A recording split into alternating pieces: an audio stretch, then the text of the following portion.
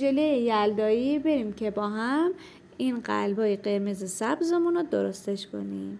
ژله انار، طالبی و آلوورا رو داخل ظرف میریزیم و هر کدوم با 1 لیوان آب جوش حل میکنیم و بنماری میکنیم.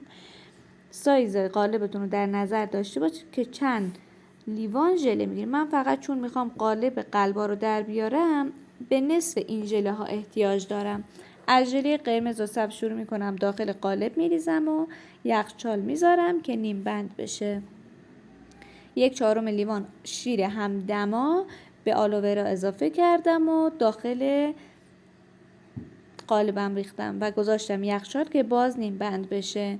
ژله سبزم رو ریختم و میذارم یخچال نزدیک 6-7 ساعت زمان میدم که درست بشه.